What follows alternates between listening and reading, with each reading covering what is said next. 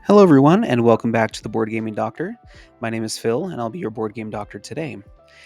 In this video, I'm going to talk about two different games that I played recently on Board Game Arena and quickly review them. So, with Mesos, this game is a game by Cranio Creations. I believe it was by Simone Luciani and some others, but in any case, it's a pretty straightforward card game where you choose one of these four spaces to either take cards from the bottom or top, and you are essentially set collecting to include different types of cards that represent things like hunting and gathering, building, shamans, etc., and inventions. And based off of these collections, you will collect food to purchase buildings that give you certain point conditions and straight up points. And you also are trying to accommodate some of these events that will happen at certain times of the game. Sometimes you will be able to plan ahead for these events as well. And so these buildings, as well as these events, will influence what you try to um, draft from the top and bottom rows. Anything that's not drafted from top goes to bottom as well. So what I took away from this game is that it was pretty straightforward.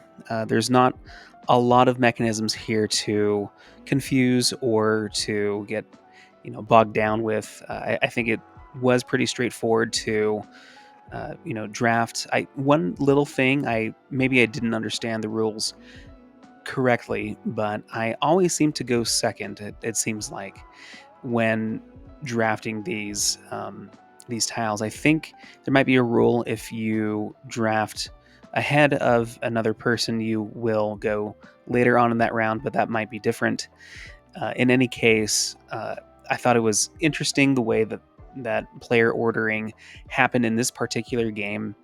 Aside from that, it was pretty straightforward to learn how to plan ahead for these events. It kind of reminded me of In the Year of a Dragon, the Dragon, a Stefan Feld game that, and this game is quite more simplistic than that. So it was okay, but nothing really to write home about, in my opinion. I think this game is fine, and it teaches set collection and planning ahead, and throws in a little bit of variety with some of these building cards, but and the events, of course. But other than that, it didn't really captivate me strategically, and so it was just a pretty straightforward game. And that's pretty much all I have to say about that. And one thing I did fail to mention was I really appreciated the aesthetics and user interface of Meso's board game arena implementation. I thought that was really neat. Probably the best thing about that game. But the next game I do have more to talk about, and that's Zenith. So Zenith is a 2025 game that released not too long ago on Board Game Arena. It's a two-player game where you are vying for influence of these different planets. A couple of different ways to end the game. You either influence a planet multiple times in a row. I believe it's 3 or 2, and then if you collect, I think 3 different planet tokens, that, or 4 different ones. I forget at the top off the top of my head.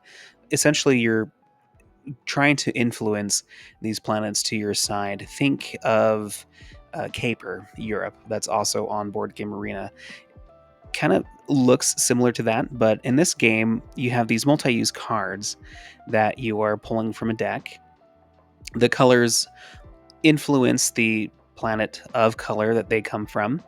But in addition to that, they each have a unique special ability that can affect, give you additional influence over planets or other resources, such as technology chips to use for this technology board.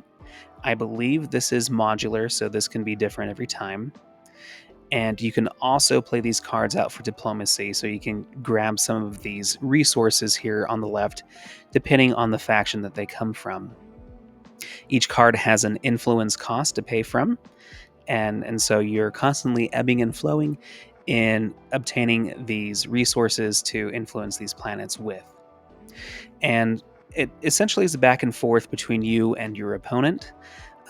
I will say the more cards you play in a certain column, the more discounted an additional card from that planet and column would be. So, uh, this game is, yeah, it very much plays like a head to head battler like Caper Europe. It's not, it's really area majority, but rather racing to get influence and play enough cards that will combo off each other, whether they're of the same color or different colors, to pull, like a tug of war, pull these influence tokens closer to yours until they come into your area, right? And so there are a couple of other nuances to this game. The technology track is one of those, and there are other rules as well. But I find this game pretty engaging, actually. I've come to appreciate two-player head-to-head games a lot more as I play some of my favorite games at that player count nowadays. It's easier to anticipate and plan ahead against one opponent versus other opponents. And so I think I'm more inclined to enjoy this type of game now as well. But despite the randomness of getting cards, top decking cards and working with what you have, I mean, you can mulligan at the beginning of the game, but I think a part of this game is making sure that you can hold more cards than you start with. I believe this badge allows you to do so. But being able to cycle through these cards, look at them, and combo them appropriately while trying to also prevent your opponent from taking too much influence over certain planets is a major focus of this game and makes this very replayable. I think a lot of people have been praising this game, and I do agree with a lot of that praise, that it's a pretty somewhat straightforward game, but I do appreciate the card variety and how each game can feel somewhat different. You could have a game where the stars align and the technology track for certain factions really play a big part into what your cards in hand and what you've played are. Sometimes you won't involve the technology track at all, and your cards will strictly give you enough influence and other methods to grab the influence tokens that you need.